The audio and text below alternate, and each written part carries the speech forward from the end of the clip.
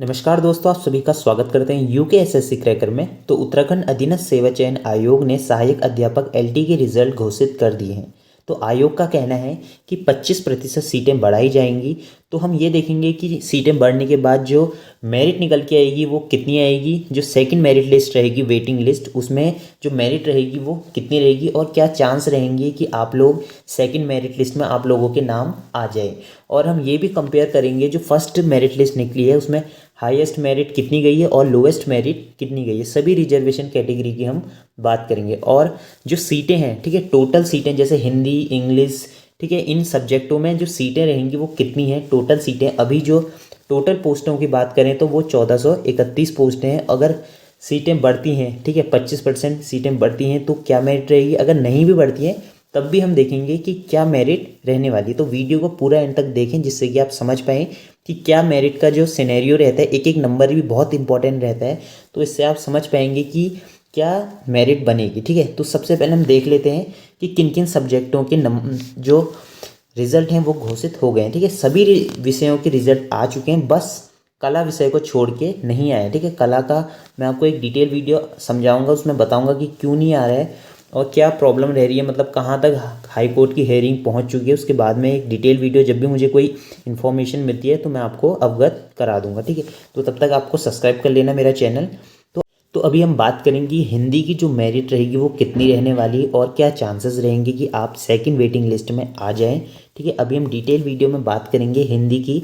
और साइंस की मैं ऑलरेडी बना चुका हूँ, आप लोग देख सकते हैं साइंस सब्जेक्ट की, मेरे चैनल में जाके मैं उसका लिंक में आपको प्रोवाइड करा दूंगा। ठीक है, तो अभी हम पूरा डिटेल में बात करेंगे कि जो हिंदी के जो हाईएस्ट जो कह सकते हैं रैंक है वो कितनी गई है और लोएस्ट रैंक कितनी गई है। तो चलिए शुरू करते हैं।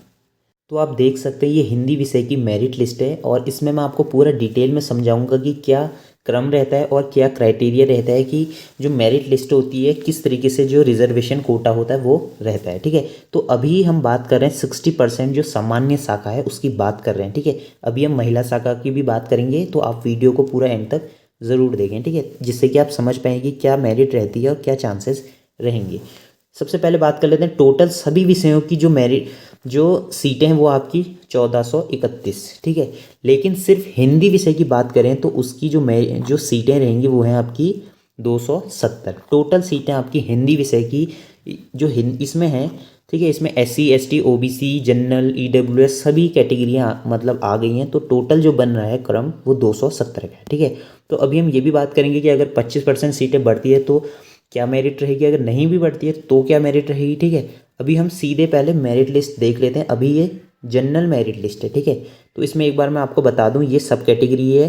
ठीक है, ये कैटेगरी, ये सब कैटेगरी, ये आपके जो मार्क्स रहेंगे ये TET के मार्क्स हैं, ये जनरल रैंक है, ये सिलेक्शन किस बेसिस पे हुआ है। ठीक है, ये है। ठीक है, तो अभी देख सकते हैं जो ये जनरल कैटेगरी है इसको हम कह सकते हैं अनरिजर्व कैटेगरी। ठीक है, जिसमें कि कोई भी आरक्षण नहीं होता है उसको अनरिजर्व कैटेगरी कहा जाता है और जनरल भी कहा जाता है। ठीक है, तो आप कुछ लोग कहेंगे कि EWS वाला फर्स्ट रैंक कैसे ला गया। ठीक है, EWS वाला सबसे पहले जो विनय कुमार पांडे जी हैं सबसे पहले EWS वाले फर्स्ट रैंक में कैसे आ गए, जबकि ये EWS कोटे में आके EWS में से आने चाहिए, इसमें सिर्फ जनरल के लोग ही आने चाहिए, लेकिन ऐसा नहीं होता है। ठीक है, जो इनके मार्क्स हैं 85.50 हाईएस्ट मार्क्स हैं, तो ये लोग जनरल में इसलिए आए कि जो जनरल वाला है, ठीक है, ये जो जनरल वाले हैं इनका नाम है जितेंद्र प्रसाद, इनके 78 मार्क्स हैं और जो EWS वाला है उनके हैं 85। तो सबसे ज़्यादा अगर जनरल कोटे से भी अगर आपके ज़्यादा मार्क्स आ रहे हैं, अगर आप कोई भी कैटेगरी के हैं SC ST EWS के, तो आपको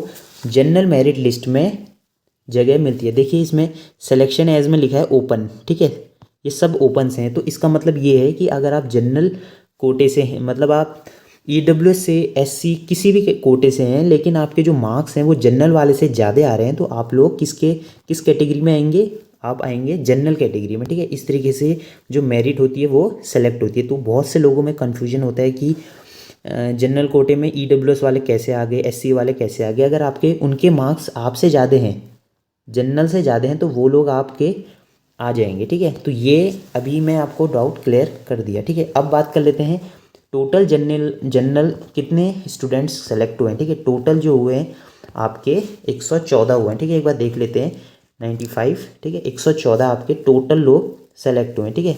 जो मिनिमम गई है, मिनिमम मेरिट गई है, एक्स आर्मी ऑफिसर को छोड़ के जाएँ तो यहाँ पे आपकी मिनिमम मेरिट जाएगी 67, ठीक है। तो जनरल की कितनी है 67.25, ठीक है। ये आपकी जनरल कोटे की है। एक्स आर्मी ऑफिसर में ये आपका सब कैटेगरी है तो इनको थोड़ा रिजर्वेशन मिलता है, ये इनकी बात हम अलग करेंगे। तो ये है आपकी 67.25। तो आप देख सकते हैं जनरल की कितनी गई है 67.25 मिनिमम गई है, और हाईएस्ट गई है 85.25। अब बात कर लेते हैं ओबीसी की, ठीक है। ओबीसी में कितने लोग सेलेक्ट हुए टोटल, सबसे पहले तो हाईएस्ट रैंक देख लेते हैं 82.25, ठीक है। तो ये जो सिलेक्शन इनका किस पे बेसिस पे हुआ, ओबीसी वुमेंस के बेसिस में हुआ है, ठीक है। यहाँ पे आपका देख सकते हैं, और ये इनकी रैंक है 86, तो ठीक है, मिनका नाम है इनका, और 82.25।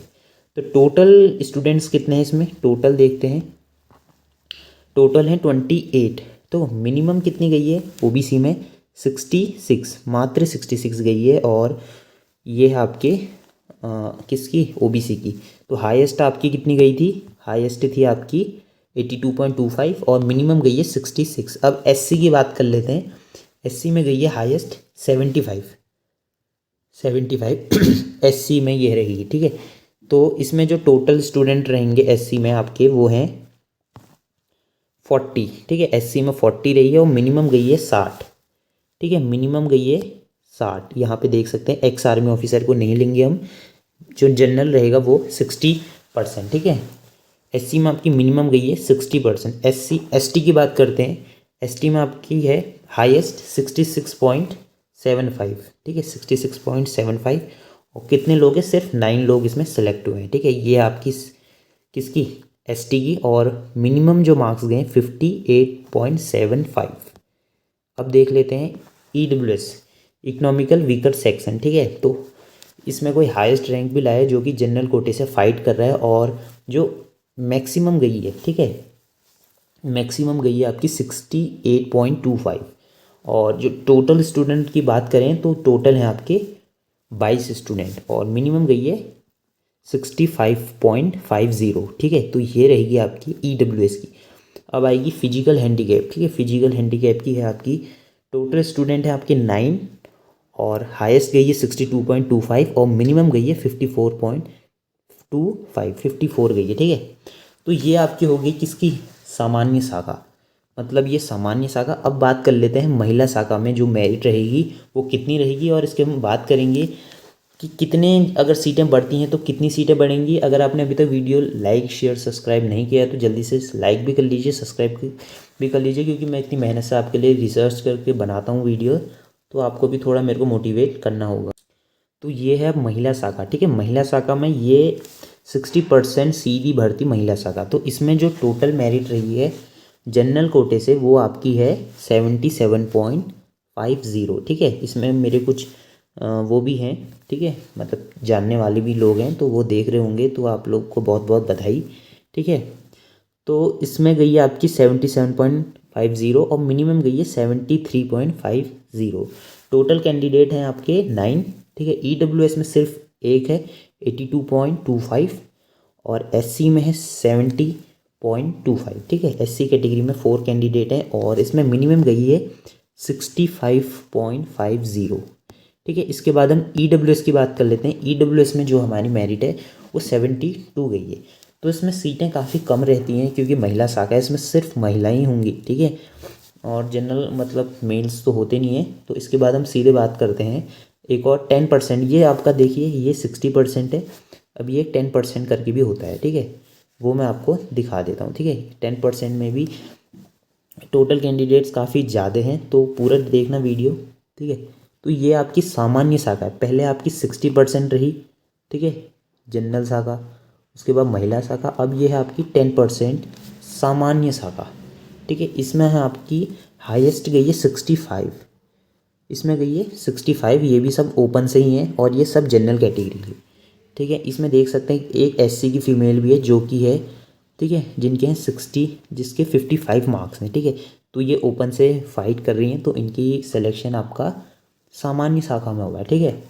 तो जो एससी में होगी वो मेरिट और कम गई होगी, ठीक है, तो इसी कारण से वो ऊपर आए हैं। ठीक है, तो इसमें जो तो टोटल कैंडिडेट्स आपके 22 हैं, तो इसमें देख सकते हैं आप 22, और जो मिनिमम गई है 47 इसमें गई है मेरिट।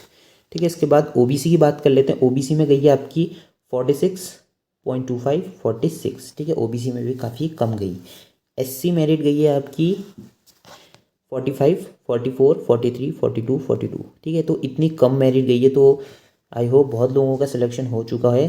तो अभी हम बात करेंगे कि सेकंड जो मेरिट लिस्ट है उसमें कितने रहेंगे, तो अभी पूरी देख लेते हैं। मिनिमम जो गई है आपकी एससी की वो 46.25, देख सकते हैं कितनी कम गई है 46.25। और एससी वुमेंस में ये सेलेक्ट हुए हैं, और कि इनकी ऑल इंडिया मतलब रैंक जो रहेगी वो है 2981। ठीक है, अब बात कर लेते हैं आपकी 10% महिला शाखा। ठीक है, 10% पहले हमने सामान्य शाखा देखा, अब महिला शाखा।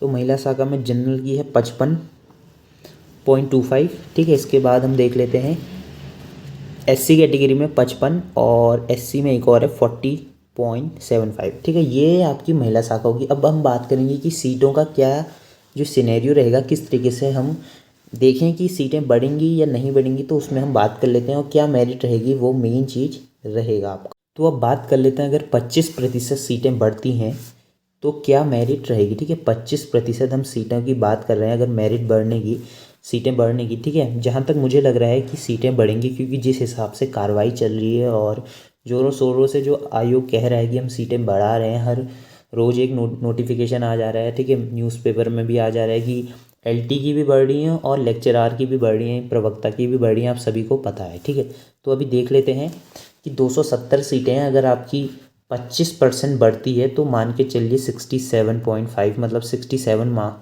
मतलब सीटें जो हैं आपकी वो बढ़ेंगी। ठीक है, 67 सीटें बढ़ेंगी। और जो मेरिट रहने वाली है, ठीक है, जो सेकंड मेरिट लिस्ट आएगी उसमें जो आपके कितने मार्क्स होने चाहिए वो मैं आपको सीधे बता देता हूँ। ठीक है, जनरल कोटा अगर, ठीक है, मिनिमम मार्क्स की बात कर रहे हैं। ठीक है, मिनिमम, हाईएस्ट की बात नहीं कर रहे हैं, मिनिमम अगर आप 62 हैं, ठीक है, 62 या 60 मान के चलिए, तो आप सेकंड मेरिट लिस्ट में आ सकते हैं। इसके बाद हम ओबीसी की बात करेंगे। ओबीसी की बात करें तो अगर आप, ठीक है, 60, ठीक है, 60 हैं या 60 से प्लस हैं, ठीक है, 55 भी चलेगा, लेकिन 60 तक हैं तो आप काफ़ी ज़्यादा सेफ हैं, तो आपका जो चांस है वो सेकंड मेरिट लिस्ट में आने का है। इसके बाद है एससी। ठीक है, एससी की बात करें तो वो अपने को मान के चलिए 55। ठीक है, 55 में अगर आप जनरल एससी हैं तो आपको 55, अगर आप वुमेन हैं तो आप 50 भी मान के चलिए। ठीक है, तो ये हो गया एससी। ठीक है, एसटी की भी बात करें, एसटी भी सेम है। ठीक है, 55 52 मान के चलिए, क्योंकि जो फर्स्ट मेरिट लिस्ट है उसी के रिस्पेक्ट में हम देख रहे हैं कि किस तरीके से जो रहेगा क्रम। ठीक है, ईडब्ल्यूएस की हम बात करें, ईडब्ल्यूएस में भी आप 62 या 60, ठीक है, 60 मानिए कि 60 है तो आप सेकंड मेरिट लिस्ट में आ सकते हैं। फिजिकल हैंडीकैप में बात करेंगे तो फिजिकल वाले हैंडीकैप वाले 48 या 45 तक इनका सिलेक्शन हो ही जाएगा। ठीक है, अब बात करते हैं कि अगर नहीं भी होता है तो जो फर्स्ट मेरिट लिस्ट है इसमें कुछ लोग तो ऐसे होंगे कि जिनके डॉक्यूमेंट्स वेरिफिकेशन में कुछ गलतियां होंगी, कुछ रिजेक्ट हो जाते हैं, किसी के मिसमैच होते हैं, किसी की डिग्रियां फर्जी होती हैं। ठीक है, तो इस कारण से क्या होता है, कुछ लोगों का जो सिलेक्शन होता है वो कैंसिल हो जाता है। ठीक है, कुछ लोग क्या करते हैं, ज्वाइनिंग नहीं करते हैं, क्योंकि उनका किसी और मतलब पदों में उनकी भर्ती या उनका वो हो जाता है और कोई और उसके लिए प्रिपरेशन करते हैं, तो वो लोग ज्वाइनिंग नहीं लेते। इस कारण से क्या होता है, सीटें जो होती है सेकंड मेरिट लिस्ट, तभी तो second third fourth merit list आते रहती है, क्योंकि क्या होता है, लोग क्या करते हैं, ज्वाइनिंग नहीं करते हैं, किसी का कुछ डॉक्यूमेंट में एरर होता है, किसी का कुछ होता है, तो सिलेक्शन होने के आपके चांस क्या हो जाते हैं, बढ़ जाते हैं। इसी कारण से सेकंड मेरिट लिस्ट आती है, थर्ड मेरिट लिस्ट आती है, तो मान के चलिए 100% आपका सिलेक्शन हो जाएगा। आप आने वाले एग्ज़ामों के लिए भी प्रिपेयर रहिए। ठीक है, मेरे चैनल से भी जुड़े रहिए, टेलीग्राम में भी मेरा चैनल है, मैंने नया खोला है आप लोगों के लिए, तो आप UKSSC करके सब्सक्राइब कर लीजिए। ठीक है, तो मिलते हैं नेक्स्ट वीडियो में, तब तक के लिए बाय बाय, जय हिंद, जय भारत।